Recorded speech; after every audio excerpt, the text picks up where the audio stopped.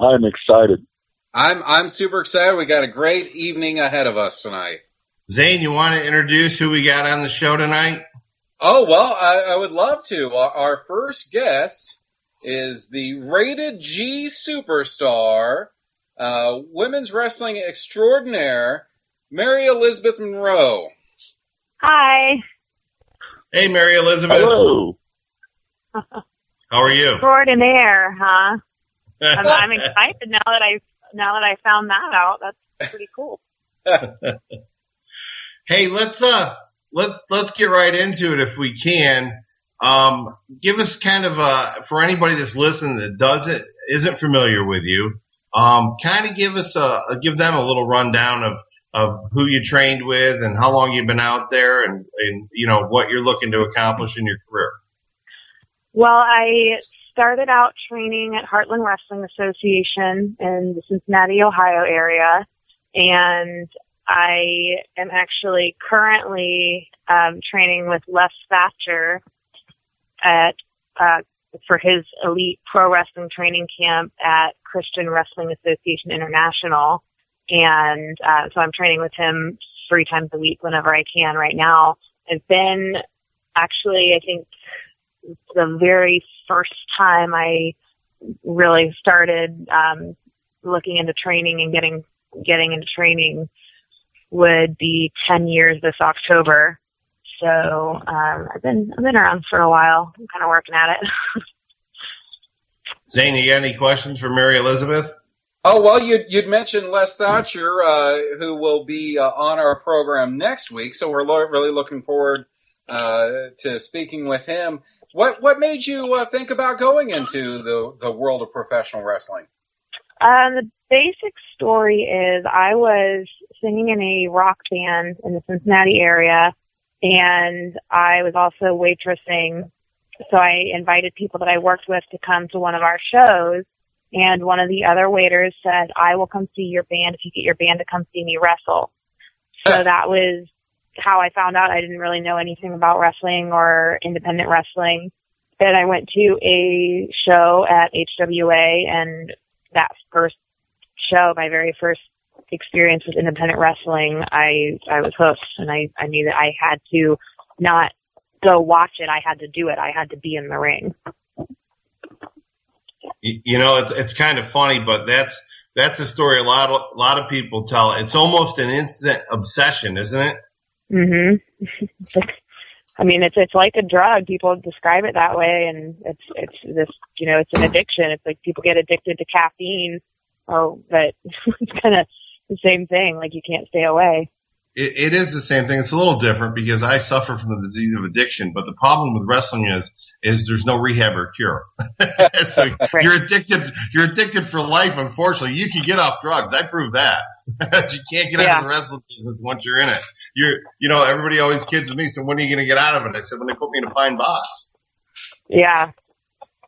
Now, I checked out a little bit of background on you, and I got to see, a really good match, a quick one, but a good one with you and Jessie Bell from OVW, and she's a personal friend of mine, and I saw a really interesting submission, and I saw you put it on, Lady DeTapa, but you weren't able, you know, she's big and got you off her, but it was called, she's like called 7 the Rainbow? feet tall and made of muscle, so yeah.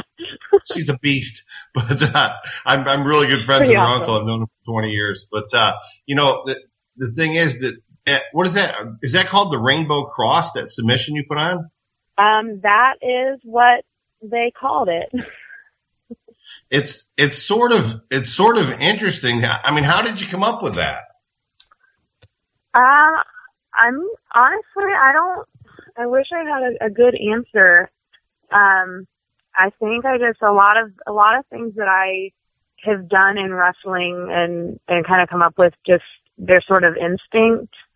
So I think I just was kind of working out in the ring, at some point and it just felt, you know, it was just something that was kind of instinct to do it. And, you know, I just saw like kind of what positioning I was in. And there are a lot of things where I'll just be running through scenarios in my head while I'm driving or I'm sitting at home. and, thinking about like, okay, well, what if I was in this position? How would I get out of it? How would I counteract it? How would I reverse it? Okay, what if I, get them in this situation or this position? What can I do to, keep the advantage kind of thing? So I think of it as solving puzzles. I've always, since I started wrestling, I've always thought of a lot of it as just solving these puzzles and solving these riddles. So it's like you just always have, it's like playing chess or something. You're in a situation or a position, and then you need to figure out, okay, how can I get out of this without putting myself into a precarious situation? And, it's hard to describe because it's not like I had, a moment. It's just everything kind of evolves, and a lot of it comes from instinct and intuition. And sometimes I'll find myself actually many times I've just found myself doing something. I'm like, wow, that was pretty cool. And I'll be working with someone or training with someone, and I'll just keep solving the puzzle until I'm on top, and then I've got them. And it's kind of fun and exhilarating because you keep working and you keep going, and then all of a sudden you're like, oh, gotcha. That is exciting. You're listening to the Undisputed Wrestling Show on AngryMarks.com. Drew Skills, do you have a question for Mary Elizabeth?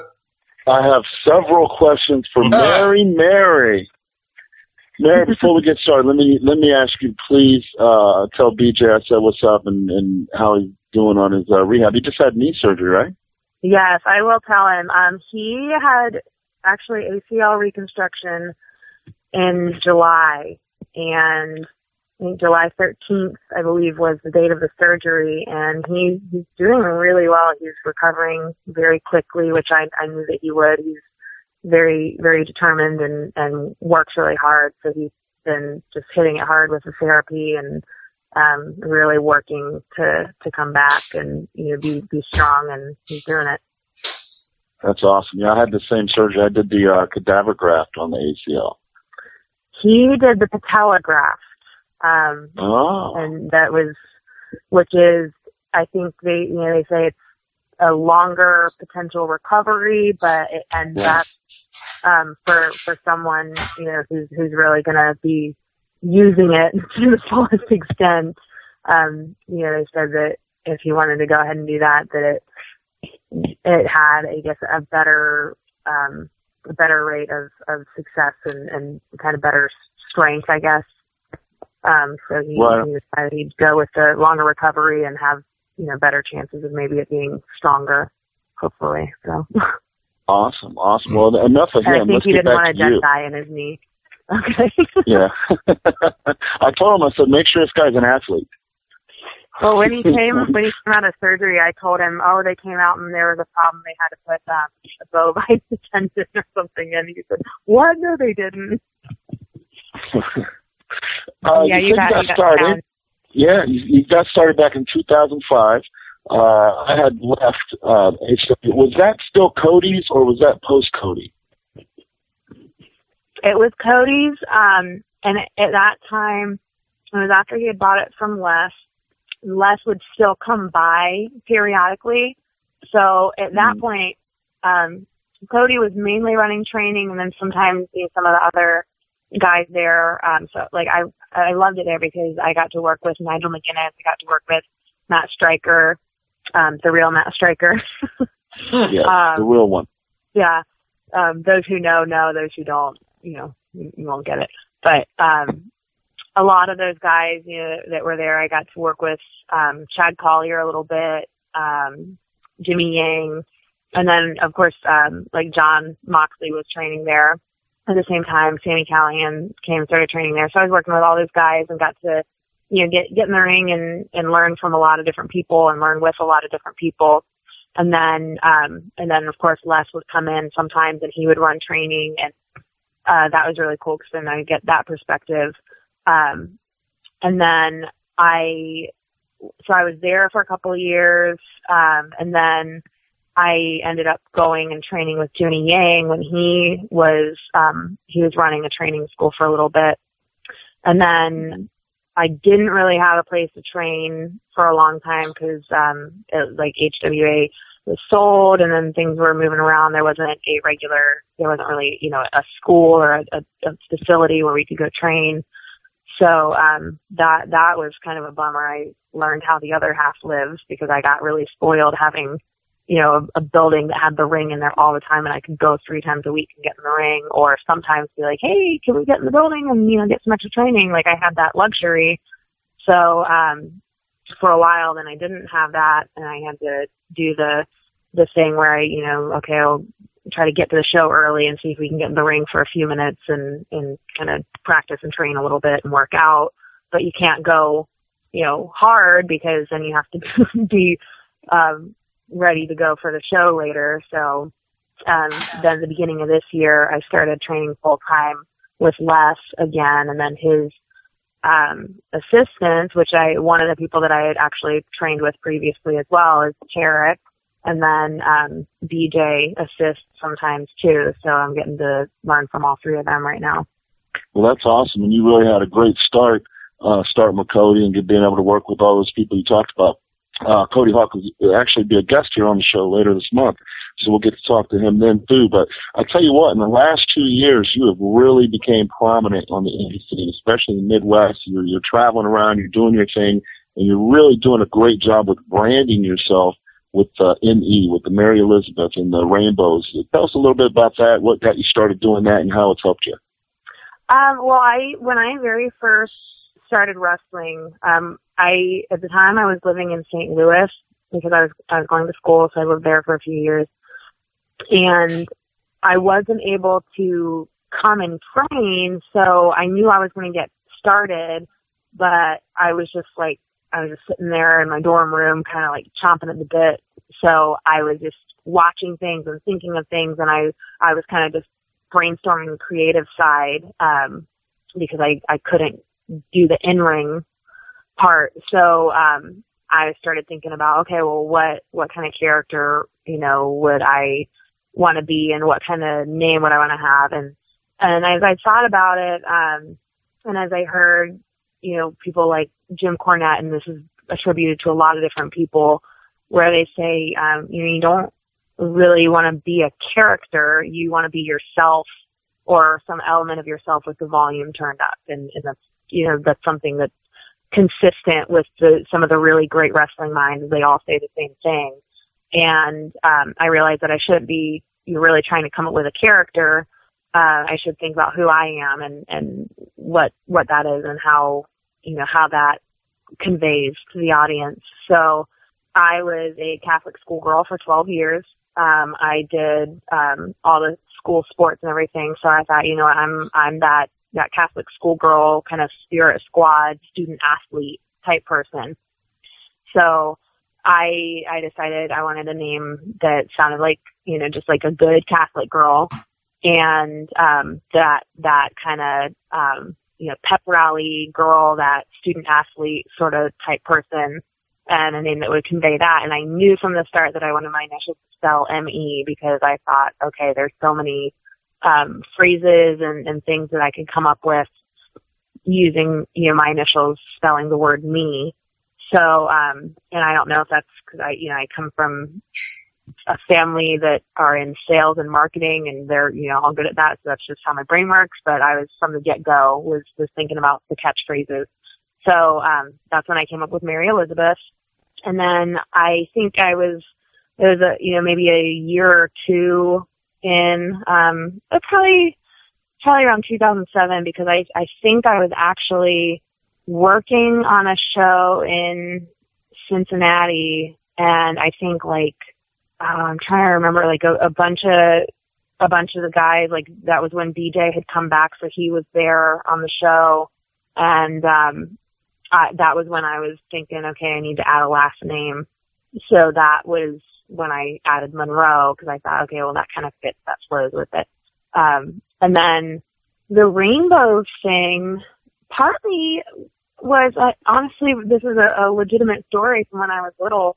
I remember one of the things that, kids are always talking about that's really important when you're 5 or 6 and you meet a new friend. It's okay, what's your favorite color? Let's see if we're compatible, if we can be friends, we got to find out what's your favorite color. how old are you? You know, I'm 4.5, and it's like all that stuff matters. So everybody always would ask me what my favorite color is, and I didn't know because I didn't have a favorite color, because I loved all the colors. And like every time somebody would ask me, like just depending on when they asked me, it would be a different answer. Like I'd have like right now it's red. So I was really distraught about this, and I might have been in first grade by the time I had this conversation with my mom, and I was like, everybody's asking me and I don't know, and it's like I love all the colors and I can't just pick one. And she said, well, that's fine. Just when they ask you, tell them all the colors of the rainbow. That's, you know, that can be your favorite color.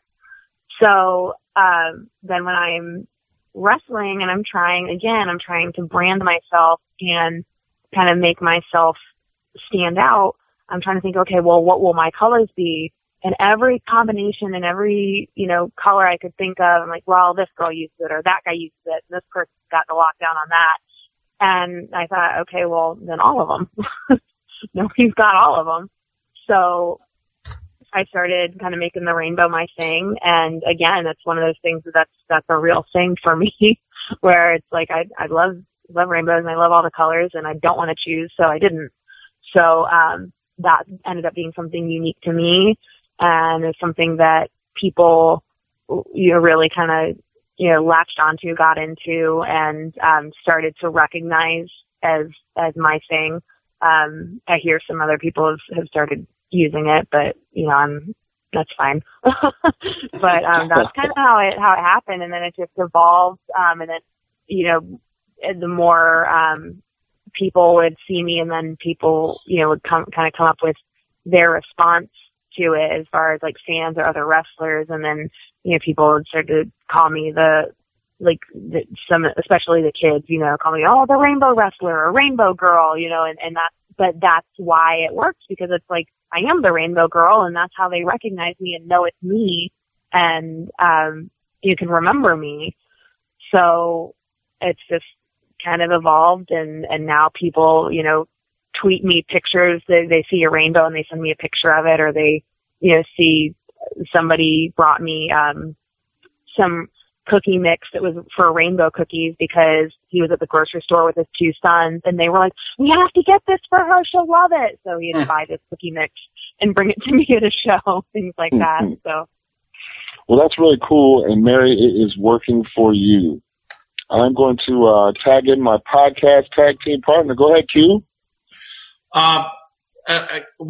You know, I always ask everybody this, and you know, for most of the time that I've been in the business, which seems like yesterday, but it's going on 33 years. The one guy that I've always looked up to, and who I consider a close friend, who's coming here to my school in 2016, is a guy you're working with, Les Thatcher. Tell me, what kind of influence, or the strongest part of your game that he's influenced in working with him? The first thing that comes to mind with Les, and if you've been around him, you have heard him say the L word, the LOGIC word. And he always says, you know, you've got to have that logic. You've got to, you know, have a reason for everything you do. Everything has to make sense.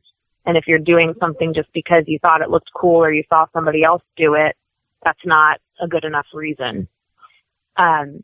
So it just, he's one of the trainers that trains your brain and not just your body. Right. And it's really amazing, because, you know, anybody can learn a bunch of moves. I mean, my sister was a competitive gymnast and a gymnastics coach and choreographer, and she can teach somebody a bunch of moves and have them string it together and put them in whatever order and have a floor routine. But we're not just here to display a series of skills. Oh, I can do this move and that move and this move. We're here to tell a story and to get emotional investment. And that's something he, you know, it goes hand in hand, but he always talks about, and he tells us to watch the shows like The Voice and the dancing and talent competition shows. And he says, listen to what the judges say, because they will tell the competitors you have great technique and your voice sounds beautiful, but you don't connect to the audience. Correct. And they'll tell them, that's what the difference is. That's what will make or break somebody. And it's the same in any type of art form, and our art form is much more athletic and physical than some, but a big part of what we do is we have to get the audience to invest in us and to have that emotional connection. And if you're just doing a series of moves, then it's Cirque du Soleil, and that's not what they bought the ticket for. So, he makes us think about stuff, and if it doesn't make sense, or if we can't tell him, a good reason why we did something the way we did it, then, it's like, okay, well, you probably shouldn't be doing that. So and I think that's just elevated everything that I've done, because there are things where I'm like, okay, this match went well, and by well, it means, nobody got hurt and the moves were all fine, but then I'll watch it and be like, this is why this didn't make sense, or this, could have been more compelling, or what have you. And then, we get better at portraying that ourselves. Right. You're listening to Mary Elizabeth Monroe on Undisputed Wrestling Show on AngryMarks.com. That's the thing that Les and I talk about a lot when we talk, and I try not to talk to Les too much because it's a 2-hour conversation. I can't get off the phone with him. Oh, at least, yeah. 2 hours. 2 hours is a short conversation with Les. But Les, if you're listening, I love you, buddy. The thing is, and I was discussing this with a trainee the other day, and I said, if you come 3 or 4 days a week, I'll have you ready to go in a year. And he found it hard to believe that it would take a year. I said, listen, it's only going to take you 3 or 4 months to get the physical skills down. But you have to know the psychology and putting this puzzle together piece by piece that makes sense from the beginning to the end, and each one is interconnected, and the end goes back to the beginning, and the beginning goes to the end, is the most difficult part of this business. And you have to be able to get in that ring, call it on the fly, and do that and have it make sense every single time. So for me, it's 9 months of mental grilling them 4 days a week for 4 hours, and only about 3 or 4 months of the physical side of it, because I think we've all seen people that have incredible physical skills out there that surpass even the ones that we have. But, if you can't put that together and have that make sense, like you said, those people are not going to emotionally invest in you. And, I tell everybody there's only one thing that's ever mattered in professional wrestling. Doesn't matter about your body, your physique, how big you are. Sure, it's great to be in shape, and we all work out. But, the big thing is getting over. And getting over, quite simply, is the ability to emotionally connect with that crowd of those people. And you have to do that, or you're just not going to get anywhere. And I know that's what Les really, really focuses on and teaching. And, it's great. I'm going to have him, I know he's going to the Monster Factory in October, and we're going to have him here probably in March of 2016. Zane, do you have any questions for Mary Elizabeth? Oh, well, Mary Elizabeth, I wanted to give you a quick plug on your Twitter account. It's at WrestlerMEM on Twitter. And you were talking about the rainbows earlier with Drew, and I wanted to point out you have some awesome shirts on ProWrestlingTees.com. One of my favorites. How did you come up with Rain Bros before Rain Hose? I did not come up with that. I think I actually had sent out a tweet, and I had asked people for to share some ideas. Because people are, every now and then somebody will approach me with an idea, and I thought, let's see what people come up with. And one of my fans, he comes to a lot of stuff that's Midwest and New England area. I've seen him at shows, especially like in Ohio, Pennsylvania, New York. He makes it out to a lot of that stuff. But his name's Dave. He came up with that, and the second I saw it, I was like, oh my gosh. I said, I'm sending this to my t-shirt girl immediately, and I sent it right to her. I was like, this is great. It was just, so he came up with that. I thought it was so funny and so perfect, because it's just one of those things that showcases how I can take something edgy and make it adorable. But I thought it was so clever and so great, so I sent it to my my t-shirt girl, who is on Twitter at Erica is Creative. And she has done all of my t-shirt designs I've ever had from the beginning, does amazing work. She and her husband, Mark Angel, also do afterwards photography, have done all of my photos. So she came up with that design to go with it. She's fun to work with because sometimes she actually is local to me, so I can go over and sit with her and she'll, come up with something. She's like, how's this? And I'm like, well, can we make this bigger or that smaller? And we can kind of sit and tweak it. And other times she'll just, I'll send her an idea and she'll send me like 3 options. They're like, well, what do you think? And, what do you want to change and everything? So she's fantastic and does just beautiful work. Well, and we have a mutual friend that has a birthday today. So I wanted to send Chelsea or Vista Varlow a happy birthday. Yes, happy birthday, beautiful. Well, now she can rent a car. Well, it's kind of funny to me following your Facebook, which people can find at Mary Elizabeth Monroe or Facebook.com/wrestler Mary Elizabeth. You've got friends out there that I wouldn't see you, at least your character, hanging out with. People like Vista Varlow and Jason. Or BJ Whitmer. Or right. How do you stay so bright and sunny when you've got people like that as your friends?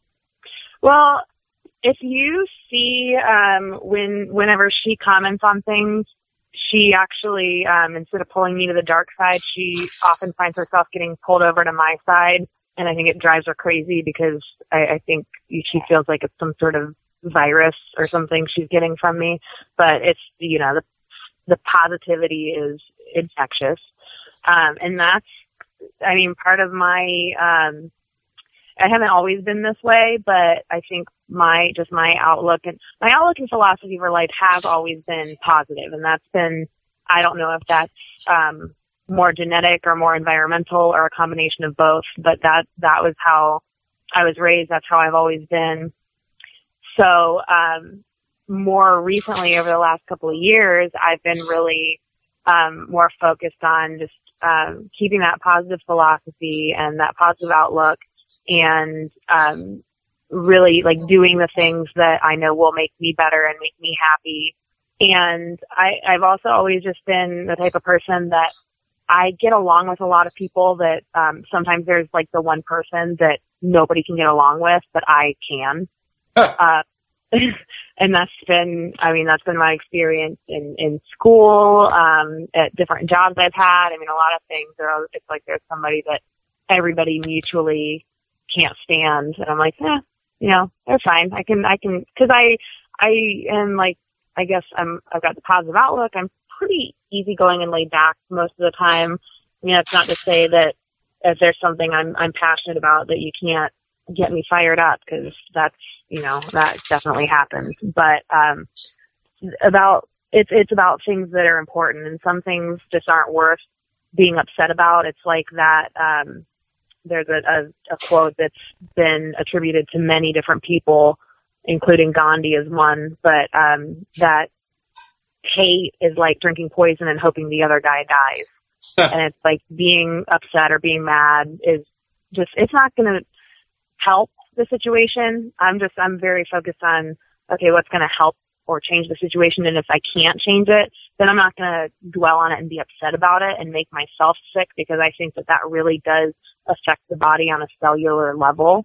And it's just unhealthy. It affects, your body chemistry, and it's just not something I'm interested in. So, I will say, I don't know if this is related, but I have always had, an extremely low blood pressure. And I know that's, my mom does too. It's like we go to the doctor and our blood pressure is super low. So I don't know if the chicken or the egg came first with that one, but I don't know. It's just not worth being unhappy, and it doesn't, either way, it can be, infectious. Like, it's I talk about my mom a lot because she's, obviously been a huge influence on my life. But one of the, things that I remember she taught me when I was really young was the beginning of a poem, and it goes, drop a pebble in the water, just a splash and it is gone, but there are 100 ripples circling on and on and on. And that's whether you put good out there or you put bad out there, it's causing that butterfly and that ripple effect. And that's a poem she taught me when I was really little, and I've always loved it and always remembered it. And, I want to put good stuff out there. I like when I can affect people and make them better, or make them feel better, or make them want to be better. So, I love, like, people send me messages and they'll say, hey, you've inspired me to, take better care of myself, to do better and work harder at my homework, or whatever it is. And I love that. It makes me really happy when I can positively impact somebody, and their life just by, I guess, I don't know, just kind of showing them that you can do it, or showing them that there are people there that will support you and encourage you. That's the kind of impact I want to have on the world. Well, I have one more quick question before I tag back in, Cue Ball. You've recently participated in the Girl Fight series of events. How is it where there is, all female wrestling on the show? Have those been fun shows to do? Are the audiences receptive to you? Well, I keep doing the show, so that is, I love doing those shows. And I every time I do the show, I'm like, okay, let me know when the next one is. And I always have fun, because part of the thing is that, there is a reason for the group of girls each show, because they're all girls that, we have that philosophy where we want it to be a good show, and we want to go out there and work together and work hard.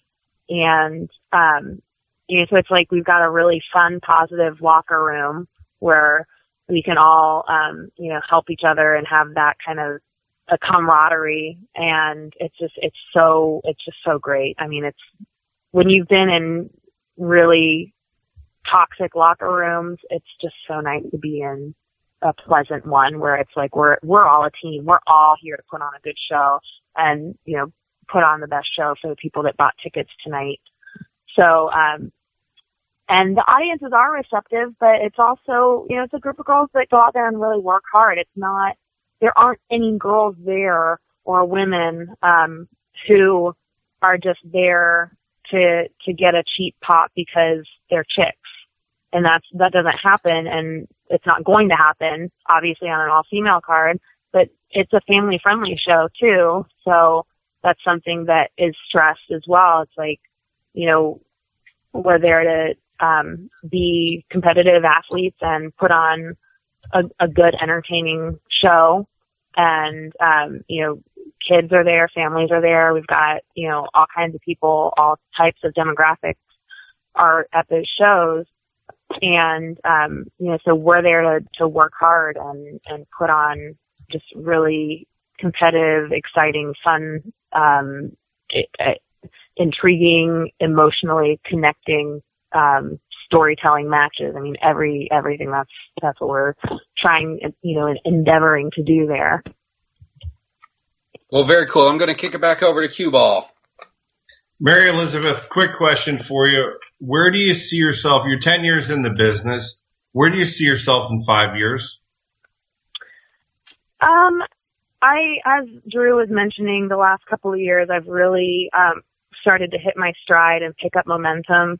So now I'm at the point where I am starting to get opportunities to work with, some people that can help elevate me. I am getting to work with some people that are, that have different backgrounds, different experiences, and, more experience than I do. So I can really step my game up and try to, work up to the next level with them, whether we're kind of on a similar par, and can both, work to elevate each other.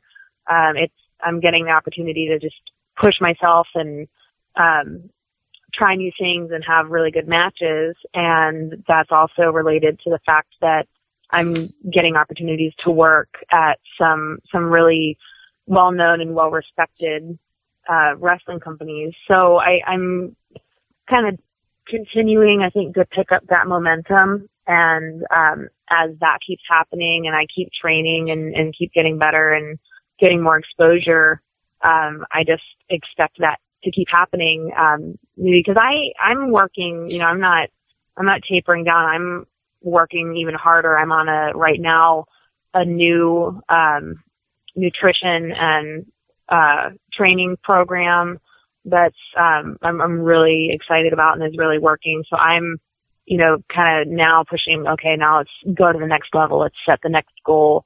So in 5 years, it would be awesome if I, had a full-time contract with, I would love it to be Ring of Honor, because getting to travel, and be on the same shows with BJ is really nice and a lot of fun.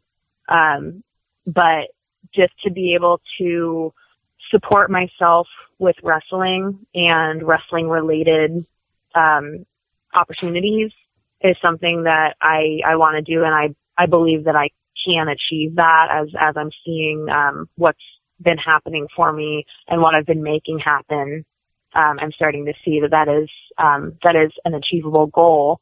And I want that to also be happening while I'm the best athlete and performer that I can be. I don't want to just luck into, oh great, for whatever reason I'm able to pay my bills with wrestling, but I'm not good at it. I want to be the best that I can be, and I always want to be getting better and always be working toward becoming the best version of myself. So every time I find something that works for me where I'm physically improving my body and I'm improving my skills and I'm improving my mind, those are all things that I want to be doing forever. And then after that, I naturally am the type of person that I've discovered is kind of a coach or a teacher. I've gone to school for education, and I've coached softball, and I've taught acting and things like that, and I love doing that. So if I could do that to where I was in a position where I could help somewhere and train other people to wrestle, that would be really cool too, because I love helping people who want to put the work in, and they have goals, and they need somebody that can kind of help guide them when they're in the position that I was 10 years ago. So I would love that if I, was able to just make my living and, start getting to that point where I can start passing on my knowledge to, the next generation. You're listening to the Undisputed Wrestling Show on AngryMarks.com. We're talking to Mary Elizabeth Monroe. I can tell you, Mary Elizabeth, as I watch sports, having played semi-pro football and football in high school and wrestled, when I watch a performer in any sport, whether it's UFC, whether it's football, whether it's wrestling, I put them in two categories. There's the people that play, and then there's the athlete that happens to pick that particular sport to play in. And the athletes, to me, you can look at them and tell, it doesn't take a genius to look at somebody, I don't think, and be able to tell that person, no matter what they did, they'd probably sell at it as an athlete. And, from the first time that I saw you in the ring, I thought immediately, I said, I don't know what her background is, but I would bet this girl's been an athlete her entire life. So I think it behooves you, that you've had that background, and certainly it shows when you're in the ring, because even going back to some of the earlier matches I could find on you, you seem very comfortable in the ring. And, of course, as you progressed in your career, I think you've been able to use your athletics even more. Expound on that just a little bit, if you will.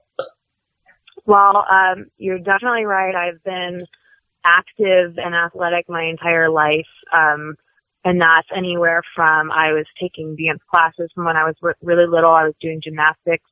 It got to the point where as I started to get older, because I was just adding things. I'd be like, okay, now I'm doing dance, and I'm doing horseback riding, and I'm doing swimming, and I'm doing soccer, and I'm doing softball. And my mom would be like, okay, now this year you have to pick one or the other of one of these things. You can't, do everything. So, it would be like, okay, now which of these two do you really, want to do the most? So I would have to start because I just couldn't do everything. Even though I thought that I could, I was pretty sure. It was kind of like how I thought when I grew up I would be like a police officer on Monday morning, and then Monday night I'd be an astronaut, and Tuesday morning I'd be a ballerina. Like I was like, no, this is fine. I can have 15 careers and this will work. But, so I was doing that from the start.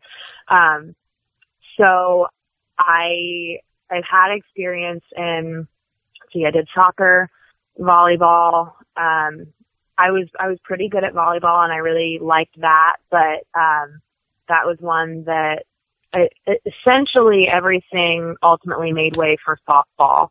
That ended up being my favorite because I did golf, I did track and field, which I actually did that only for 1 year.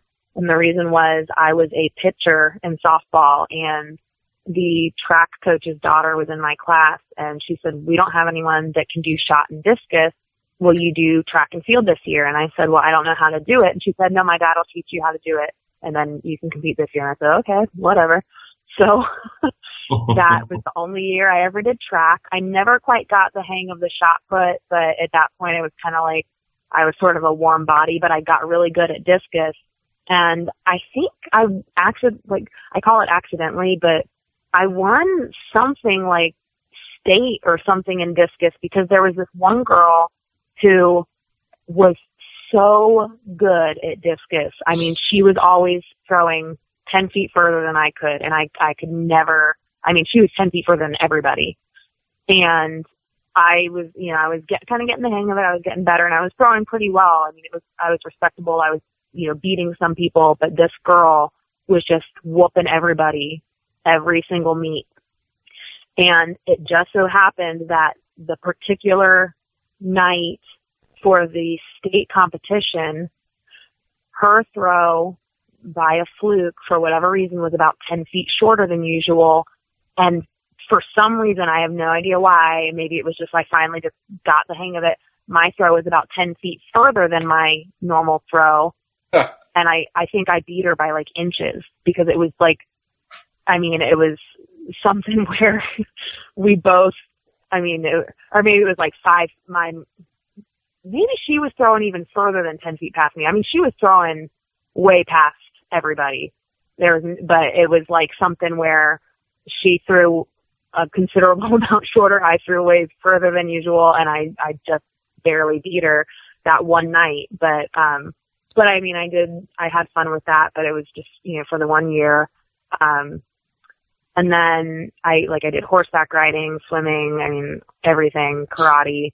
But dance and theater were that was kind of one side of what I did consistently through college, and softball was something else I did consistently through college.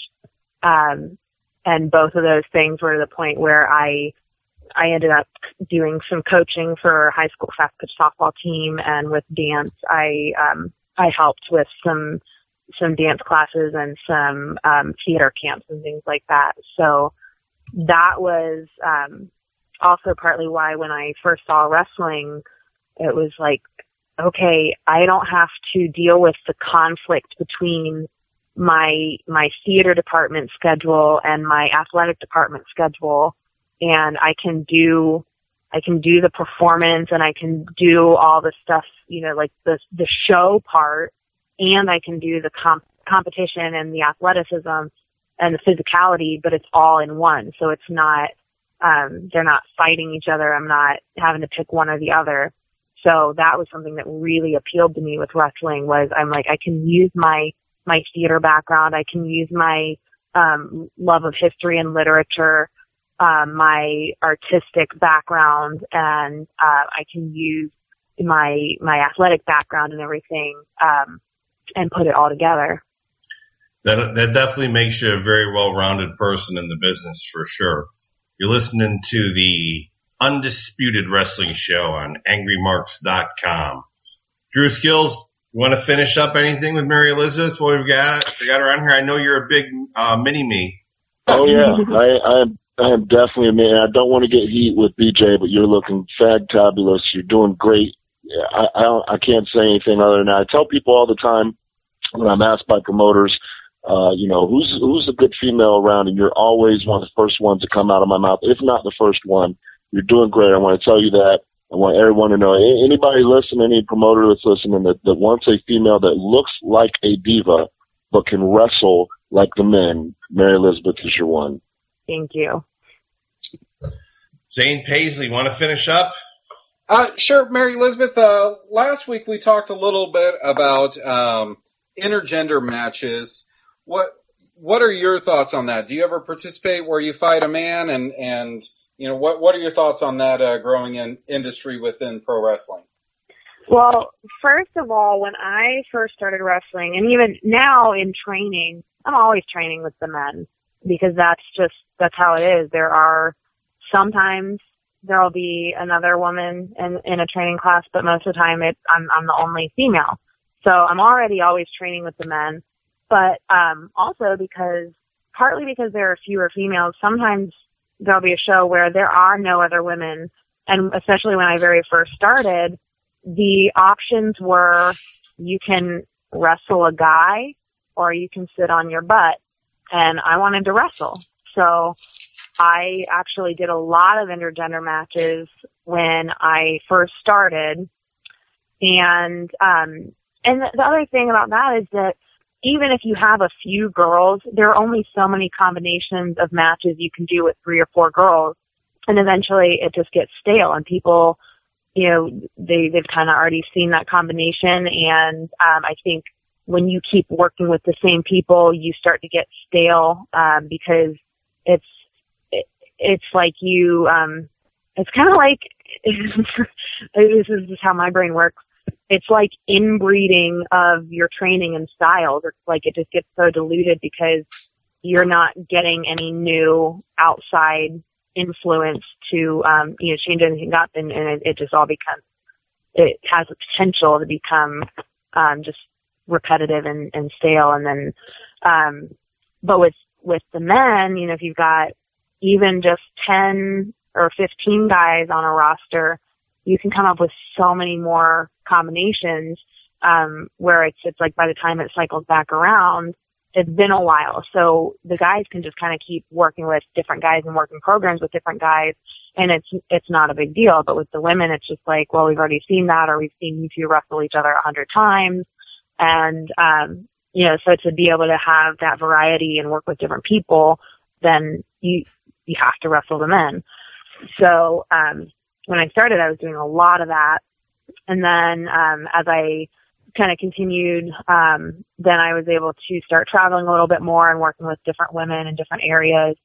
And then now that's why I always get excited when a new female starts to train, because I'm just like, oh my gosh, it's somebody new for me to work with. This is great. So I am not one of the women, and I don't think there are a lot of women like this, but there are some, and that are like, oh, I'd rather run some girl out of the business because they're competition. And I think that, there are a few women like that, but I think most of the women that I surround myself with are like, yeah, what can we do to, tell you advice or give you, some tips or help you learn, help you be better, because that gives us somebody to work with, and that helps us, be better. So, I purposely surround myself with the women that, elevate themselves by elevating the women around them. And I think that's the best way to do it. But, as far as the way I look at intergender wrestling, I tend to look, again, like I said, Les says it's gotta, have logic. Now he doesn't like intergender wrestling, and I'm sure he'll tell you all about it when he's on. But, when I'm in the position where that's what my option is, I look at that person, not necessarily as, okay, this is male versus female, because that to me can be a limited, approach. I look at it as athlete versus athlete. So sometimes I'll be working with a man who is my size, or maybe a little bit smaller than me. So I look at that like, okay, you know, I could take this guy down with, you know, a move that I couldn't take Drew down with. If I was in a situation where I'm wrestling Drew, then I'm going to look at this and it's the same thing if I wrestle Lady Tapa. I'm not just like, oh, well, it's a girl, so it's fine. It's like, no, I've got to take this girl off her feet. How am I going to do that? I've got to throw my entire body through the air repeatedly and get her off her feet, or else she's, you know, and stay out of freaking arm's reach because she's, you know, she's so tall. She's got that wingspan. It's like, if she gets a hold of me, I'm done. So, I mean, that's regardless of gender. I'm just looking at what is this person's strengths and what are their weaknesses, and how does that compare to my strengths and weaknesses, and how am I going to approach that? So, you know, if it's a guy or a girl that are smaller than me, then I'm like, okay, I can use my power. I can try to overpower them. But you know, they're probably going to try to outquick me. And my goal is to not let them. If it's a male or a female who's substantially bigger than me, then I got to stay out of reach, and I've got to figure out how to knock them down or wear them down or take their leg out. You know, I gotta wear them down and, you know, chip away. So, you know, as far as that part goes, that gender doesn't, you know, really make a difference. It's just what are their strengths and weaknesses as an athlete. Okay, we need to get Jason Staples on the line and have champion versus champion at Heroes and Legends in March. Maybe there you go. Book it. Referee or something. Bring a sledgehammer. Bring a sledgehammer for Drew. Right. Mary, I got one more question for you. Can you take Tank Abbott? Can I take, I'm sorry? I'm not sure if you're aware, Tank Abbott made a challenge out there. He said he could fight any woman in the world and win. I just want to know, can you take Tank Abbott? Yes. Yeah. I agree. I agree. That was easy. Hey, Mary Elizabeth. I'm gonna throw some names at you. Give me a 1 or 2 word response, okay? Oh Lord, okay. Okay, first we'll go with Jessie Bell. Southern. I'm trying to think. I don't want to say scum, but because that's not the word. She's sneaky. That's what I was looking for. Sneaky. There you go. Hey, that's perfect. She's a little sleazy, sneaky Southern. Scum. Be careful, I'm from North Carolina.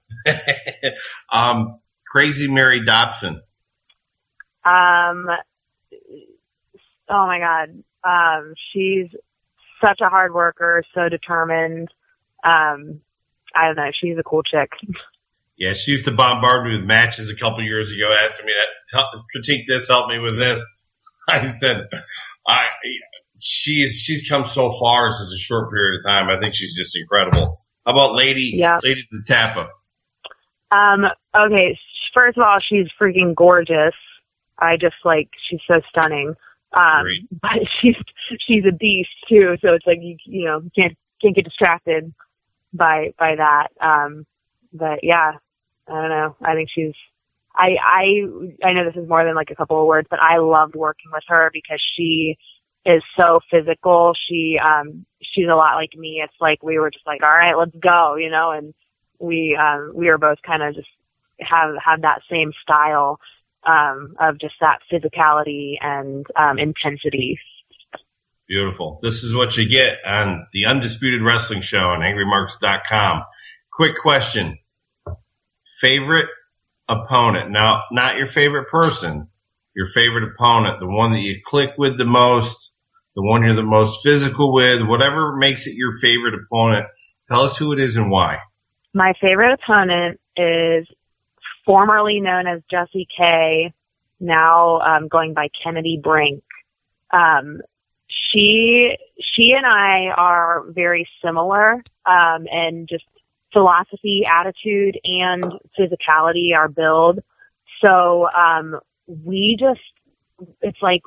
it's just so cool working with her because, it's that challenge, but, I don't know. It's like facing myself almost. And it's, it's like she's a really hard worker, and she's so strong.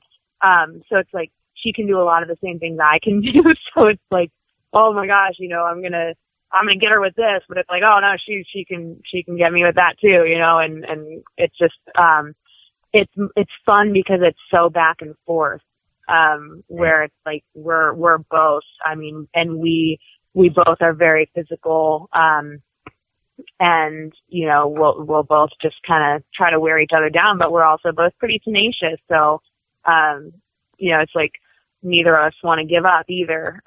So it's just like, I mean, if I ever had to do an Iron Woman match, I would be with her, because it's, I think who knows what would happen, but it would be a freaking fight.